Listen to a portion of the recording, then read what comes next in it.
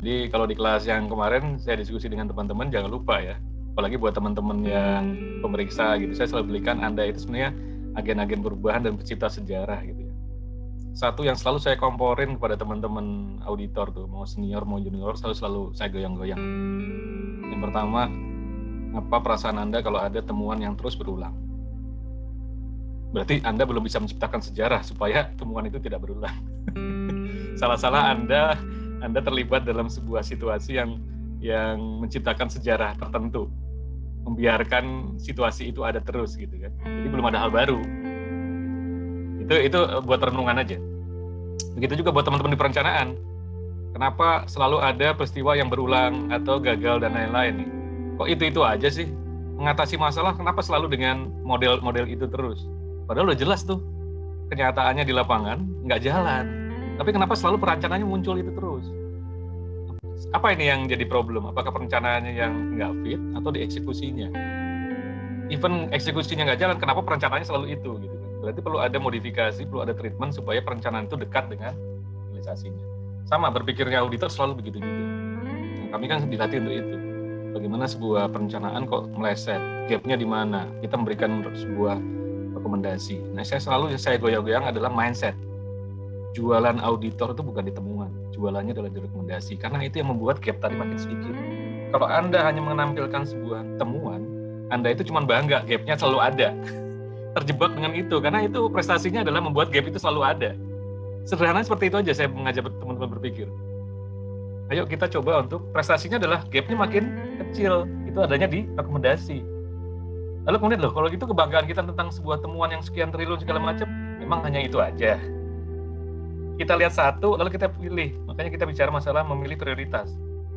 Nah, sama, membuat perencanaan juga gitu. Nah, kalau semangatnya sama nih, auditor ingin menyelesaikan gap, lalu kemudian perencanaan Bappenas juga ingin menyelesaikan gap, ketemunya enak, sama. Nah, ini saya belum tahu nih, ini kan bahasa-bahasa yang saya ucapkan, ini kan besok selesai 9.15, kita lupa.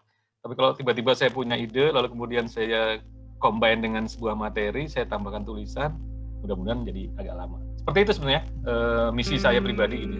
Dan mudah-mudahan teman-teman juga mau berbagi dengan saya ya. Jadi aktivitas apapun, termasuk menarik ketika ada sesi-sesi diskusi seperti ini misalnya, atau dengan di kelompok gitu ya. Ya terutama saya nggak bisa kendalikan yang bukan di kelompok saya ya. Makanya kenapa saya minta Mas Herman. Kalau ada statement dari teman-teman, ada diskusi yang menarik yang bisa kita sharing untuk mencerahkan orang lain, mohon izin saya akan capture akan saya rangkai dengan materi lain untuk supaya itu memperkuat. Keren nggak pendapat teman-teman kemarin tuh? Cukup? Oke. Kalau cukup, karena tadi belum diawali dengan tata acara perkelasan, saya kembalikan ke siapa nih yang mengampu kelas. Kalau ada yang kelompok 1, hari ini yang jadwalnya pantun boleh dibacakan di depan kelas ini. Silakan. Siapa? Kelompok 2 yang hari ini jadwal pantun, silakan share pantunnya di kelas ini.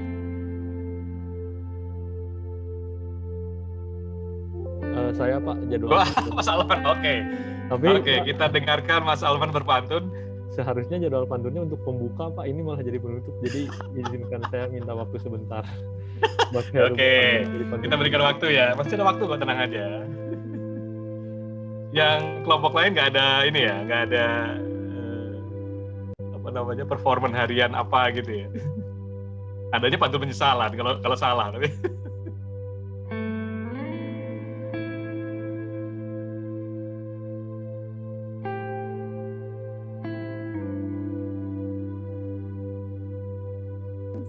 Kalau di kelompok 1 untuk menutupnya seharusnya pakai quotes Pak. Oh, kelompok 1. Oke, ya udah. Quotes-nya siapa? Berarti kalau gini karena penutup quotes ya. Berarti Mas Alman aman ya. Yang tugasnya quotes siapa nih? Yang tugasnya quotes saya Pak. Oh, oke, ya udah kalau gitu quotes. Baru bagi quotes untuk di kelas ini. Silakan. Ya baik Pak. Ya saya berbagi quotes yang pendek aja. Saya sebenarnya udah ini sih. Ini quotes dari Insinyur Soekarno. Oke. Saya dapatnya dari, jujur sumbernya bukan buku, ini sumbernya dari sebuah kajian filsafat. Wah, Filsafat Mas Ali marhenisme. emang filsuf banget. Oke, Iya, silakan Mas Ali. jadi No worry, waktu itu silakan. saya Feel free. dengerin filsafat marhenisme, Mhm. pikiran-pikirannya Soekarno gitu. Kemudian di akhir ada quotes beliau yang diambil gitu. Ini yang saya suka sekali.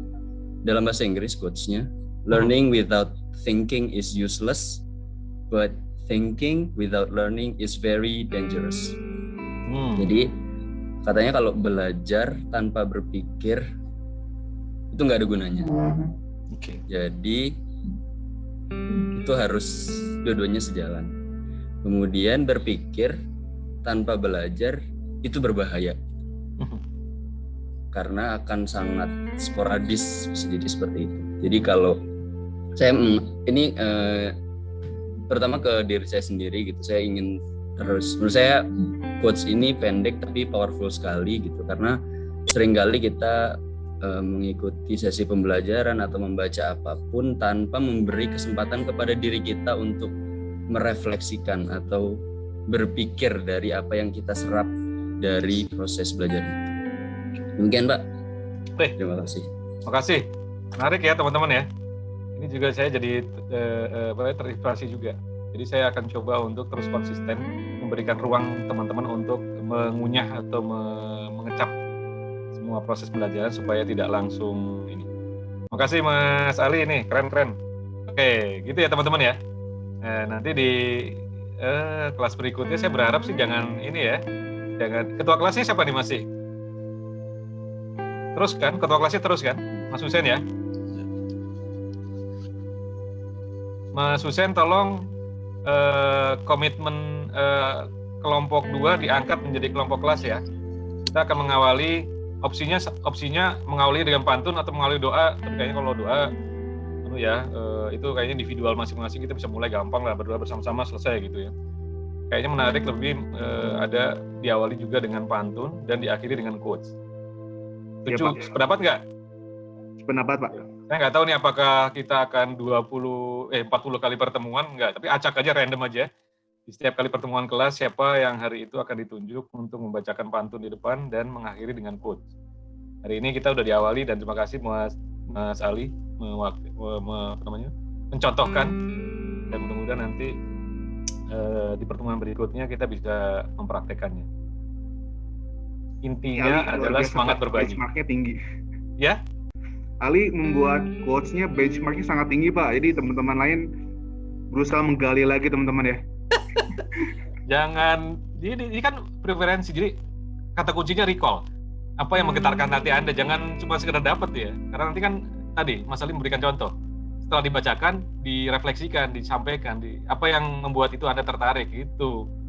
Jadi pesan itu bisa menggetarkan orang lain karena Anda juga bergetar. Tinggal getarannya di kepala, otak, atau di ya setengah inilah ya, dada Anda gitu ya. Semua sih di otak pasti ya, emosional atau di thinking. Tergantung teman-teman ya.